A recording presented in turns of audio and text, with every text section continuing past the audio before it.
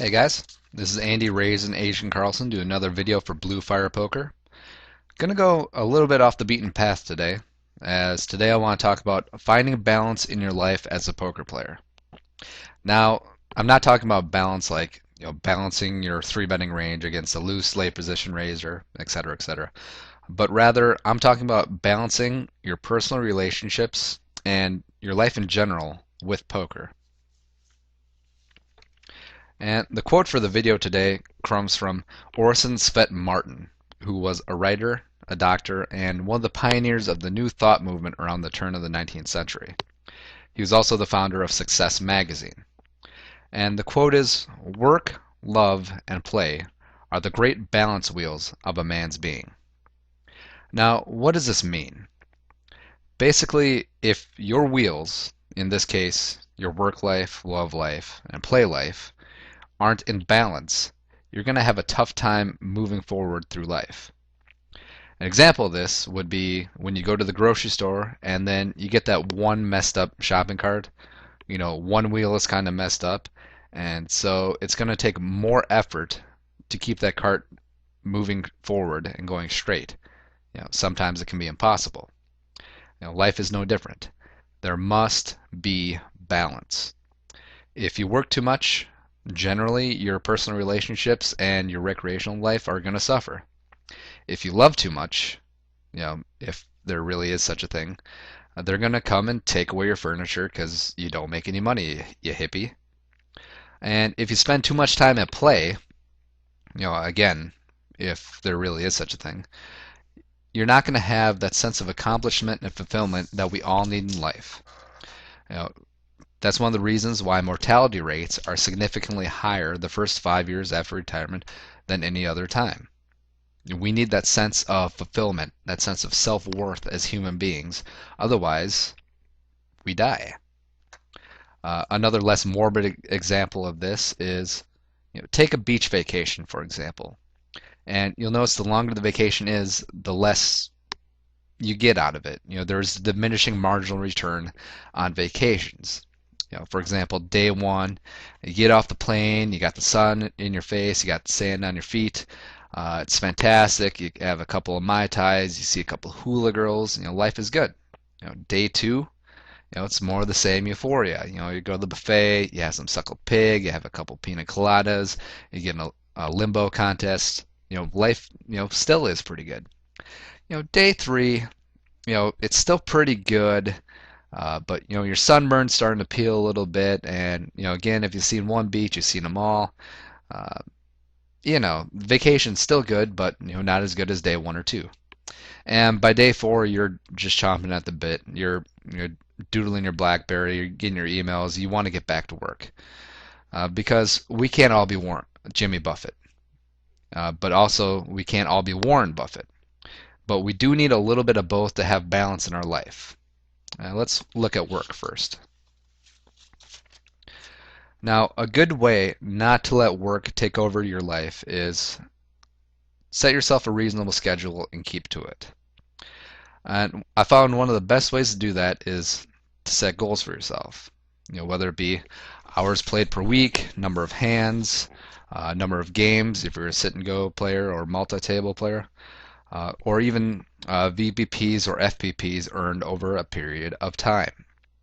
Now, you'll notice that profit isn't on the list of goals, mostly because profit's fleeting and something that really isn't in our control. We've all seen it. We could do everything right over a number of games and lose 100 buy-ins, or we could do everything wrong and win 100 buy-ins. It's just due to the volatility of the game. So if you're going to set goals for yourself, set goals for something that you have absolute control over whether you accomplish it or not. Saying that, I want to make $20,000 in a week, you don't really have, control over that. Where if you say, I want to play 28 hours this week, or I want to play 10,000 hands, that's something that you have absolute control whether you accomplish or not.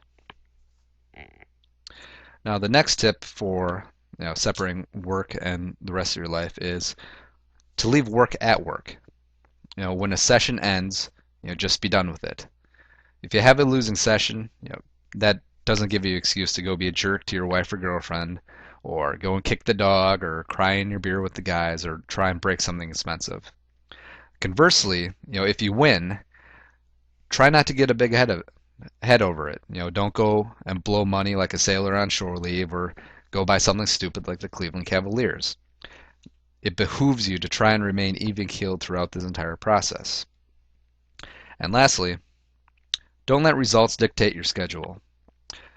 We've all seen many players, myself included at times, you win a little, you get a little ahead, and then you run away. You take a couple of days off, you figure, hey, I deserve it, I won today.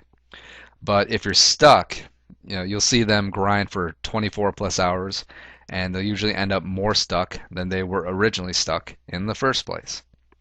So if your goal is to play for 3 hours, play for 3 hours. Don't let it turn into a 24-hour grind session, because if you do, it will take time away from your lovers and friends.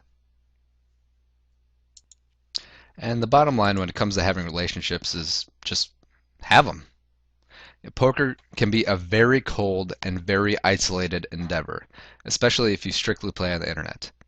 I was trying to think of what the difference between strictly playing internet poker all day long and being in solitary confinement. I'm trying to find the differences between that. I can't really think of many. I guess the only difference is that solitary confinement prisoners don't piss in a bottle. But that's neither here nor there. And when talking about love and relationships, the first and foremost is, of course, the significant other. The wife, the girlfriend, the mistress, the baby mama, etc. And the old saying is that behind every good man is a strong woman, and also a surprise mother-in-law.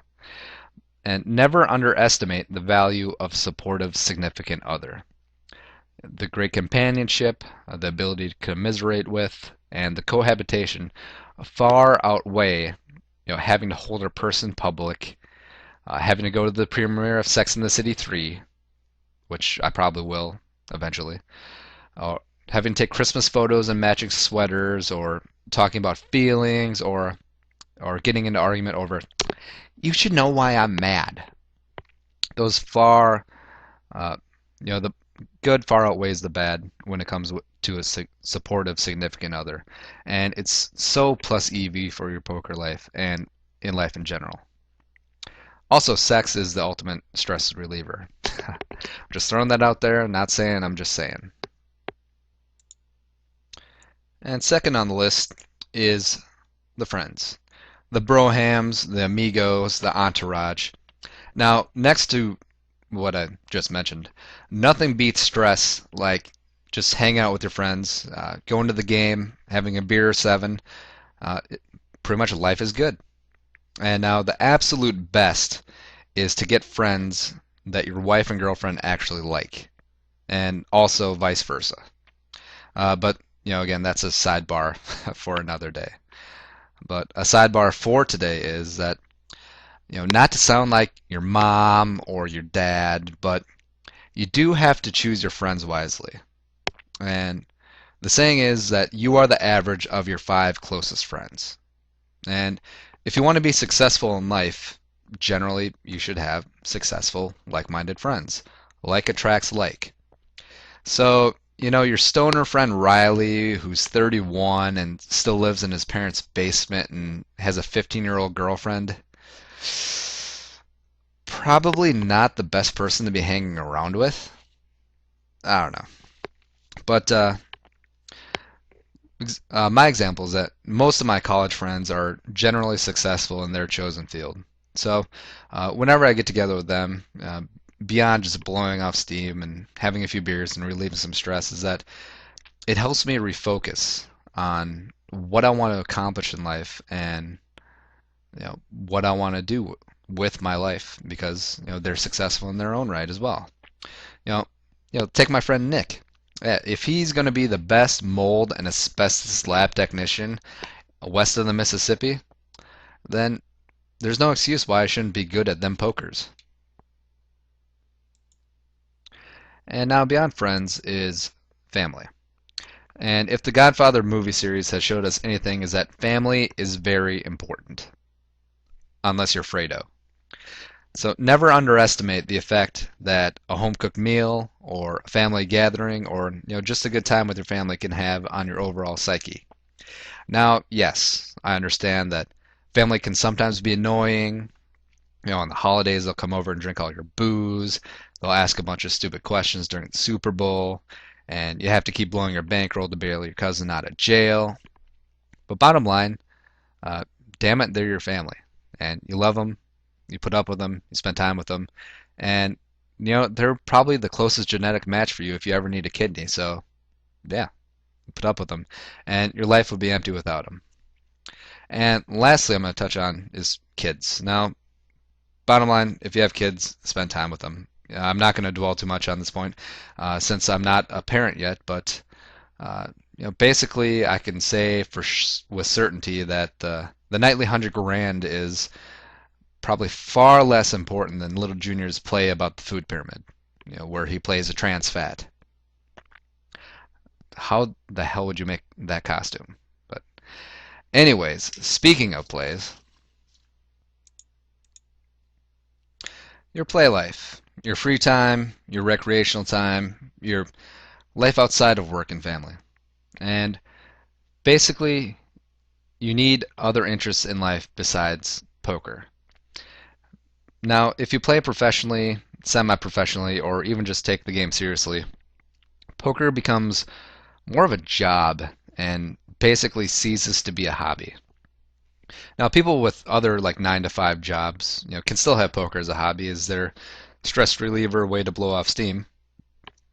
But if you're playing seriously, you don't really have that option anymore, and you need to find something else to occupy your free time. And weed and degenerate gambling are not viable alternatives. Also, S&M is not a hobby.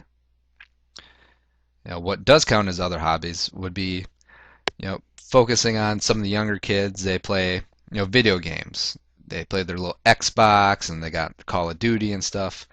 Personally, I like to go a little bit old school. I'm a Super Nintendo guy.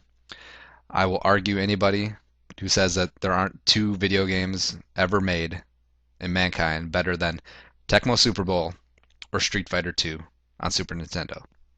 I will argue with you.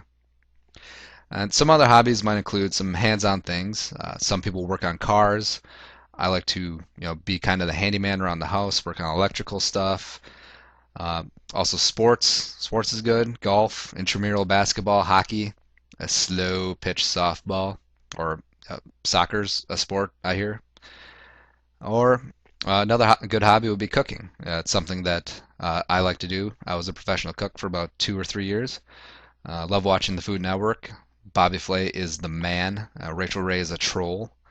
And another hobby could be beer pong.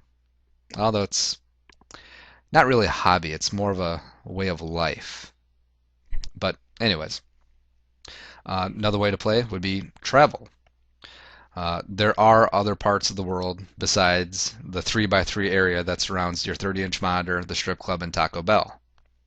And if you play poker for a living, you do have this great freedom of being able to set your schedule and pretty much travel when you please. That is one of the perks of the profession. Now, for example, the wife and I are planning a very nice summer trip to a couple of Civil War battle sites, Antietam, Bull Run, maybe even Fredericksburg. Because even though we're 25, we're really 60. Oh, man. And my favorite hobby is read. Nothing will make you more well-read, obviously, and a more well-rounded person than reading. It really doesn't matter what it is. Whatever interests you, whether it be vampires. Some people like reading the trashy romance novels where the guy always has his shirt half undone, and there's always a cowboy hat. But it could also be about your hobbies and interests. Personally, I like reading books about business and investing, cooking, coaching football, some of my favorite reads. And just having other interests outside of poker will help deter burnout. They're going to keep your spirits up while you're weathering a downswing, but also they're going to keep you grounded when you're having an upswing. And a few final ways to deter burnout. Number one, exercise. Cardio, weights, it doesn't matter. Sports, walk the dog, jazzercise, sweating to the oldies, speed walking like Phil Dunphy from Modern Family. It really doesn't matter. Uh, Bottom line, poker is a very sedentary activity. That's the reason if you walk into a lot of brick and mortar casinos, especially in Tunica, all the players are going to look 8 months pregnant. You do need some level of activity to offset this. And it all harkens back to discipline. Set yourself an exercise schedule and stick to it. Go for a run or a walk every morning. Go to the gym, get a trainer. Now, you don't have to go overboard. Like, you don't have to be like the guys from Jersey Shore. But you do need some exercise in your life. Otherwise, you're going to look like Jabba the Hutt. Or you might end up looking like one of the contestants from The Biggest Loser. Like the befores, not the afters. And also, what plays in this is eating right. You do need a proper diet. And the old adage is that garbage in, garbage out. If you eat nothing but junk food, eventually it will affect your mental stamina, your focus, and your overall game, not to mention your overall long-term health. And what really helped me was starting to cook for yourself. You know exactly what's going into your meal. You can control portion size. You can cook with whole grains, lean proteins, lots of vegetables, etc. Because the only thing worse than being on a downswing is being fat and on a downswing. I don't know what it is. Now, I'm not advising you to go out and be a vegan. Of course, I love steak, I love Chipotle, I love Chicago deep dish just like any other guy, but balance is the key. Having a balanced diet is a key to having a balanced life. And the last piece of advice I want to touch on today is taking some time spent in thought. Whether it be meditation, prayer, or just personal time for reflection. Try and take a little time each day to just close your eyes, take a couple of deep breaths, and think about what you want to accomplish, what you're grateful for, how you're going to accomplish your goals. I like to take the time right away when I wake up in the morning, about 5 a.m. It's quiet, it's dark, and you can take some time and think and get some perspective on your life. I think that's very key to being well-rounded.